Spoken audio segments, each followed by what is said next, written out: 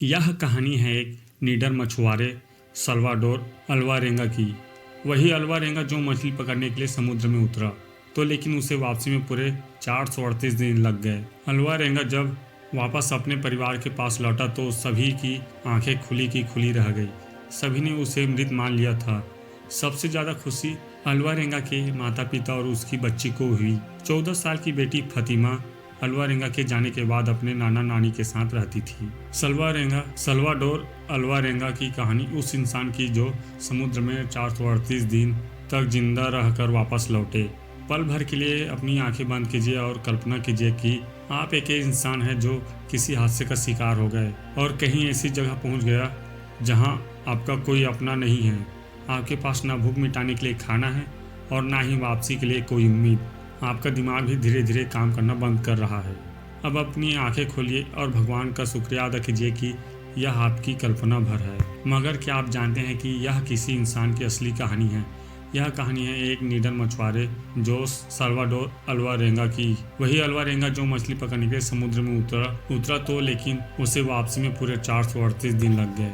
17 नवंबर 2012 यह वह तारीख है। अल्वारेंगा मैक्सिको के एक गांव से निकला और गहरे समुद्र में मछली पकड़ने उतर गया। इस यात्रा में उसके साथ उसका एक साथी भी था। मछलियां पकड़ने में उसे अल्वारेंगा जितनी महारत हासिल नहीं थी, मगर वो खुद को निखार रहा था।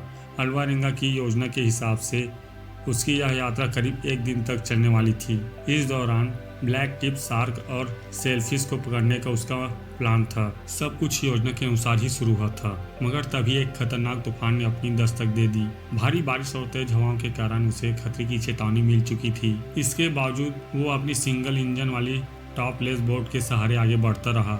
यह रिस्क उसे भारी पड़ा। 5 दिवसीय तूफान उसे अपने साथ बहा ले गया। जिस रेडियो से वो मदद मांग सकता था वो भी नष्ट हो चुका था। बोट का वजन कम करने के लिए अल्वारेंगा ने 500 किलोग्राम वजन के बराबर अपनी सारी मछलियां फेंक दी। अब उसके पास ना तो खाने के लिए राशन था, ना रोशनी थी और ना ही किनारे से संपर्क करने का कोई तरीका। खुले समुद्र में उसकी बोट बेलगाम आगे बढ़े जा रही थी। भूख लगने पर वो अपने नंगे हाथों से मछली, कछुए जैसे समुद्री पक्षी पकड़ता और उनका मांस कच्चा ही खा जाता। पीने के लिए अल्वारेंगा ने बारिश के पानी का सहारा लिया। एक पल ऐसा भी आया जब उसके पास पीने के लिए पानी नहीं बचा। अपना मूत्र तक पिया। करीब 4 महीने के बाद सल्वाडोर के साथी ने कच्चे मांस को खाने से मना कर दिया और अंततः भूखमरी से मर गया। मगर सल्वाडोर ने जिंदा रहने के लिए सब कुछ जारी रखा। सल्वाडोर ने अपने शुरुआती बिंदु से 10,000 किलोमीटर से अधिक की दूरी पर था। खुद को भगवान के सहारे छोड़कर अल्वारेंगा ने खुद को अपनी बोट के सहारे सौंप दिया। वह खुली आंखों से आसमान में टिमटिमाते सितारों को देखता, इस उम्मीद के साथ कि उसी कोई मदद के लिए आएगा। उसने अपने आसपास कई सारे जहाज़ों को महसूस की, मगर कोई उसकी मदद के लिए आगे नहीं आया। इस अकेलेपन में अल्वारेंगा ने गीतों और भजनों को समय काटने का साधन बनाया। 30 जनवरी 2014 को 438 नारकी दिनों के बाद अल्वारेंगा ने कुछ दूरी पर पहाड़ों को देखा। यह मार्शल द्वीप समूह का एक छोटा सा कोना था। उसने अपनी नाव छोड़ी और तैरकर किनारे पर आ गया। आखिरकार वह जमीन पर था। किनारे पर पहुंचकर जैसे ही वो खड़े होने की कोशिश करता, वो गिरकर बेहोश हो जाता। जल्दी ही वहां के स्थानीय लोगों की उस पर नज़र पड़ी और वो उसे अपने घर लेकर आए। इसके बाद उन्होंने संबंधित अधिकारियों को अल्वारेंगा के बारे में सूचना दी।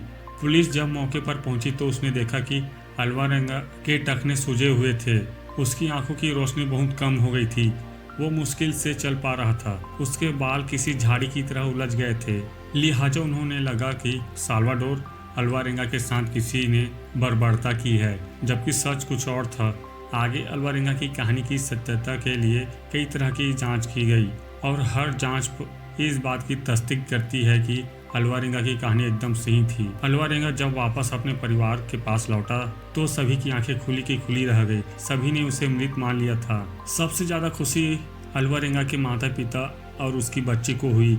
14 साल की बेटी फतिमा अल्वारेंगा के जाने के बाद अपने नाना नानी के साथ रहती थी। ये कहानी थी एक ऐसे आदमी की जो 400 से भी ज़्यादा दिनों तक समुद्र में रहा और अपनी हिम्मत के भूते जिंदा वापस लौट कर आया। यह वीडियो अच्छी लगी हो तो प्लीज़ एक लाइक और सब्सक्राइब कर दीजिए। मिलते हैं नेक्स्ट वीडियो में।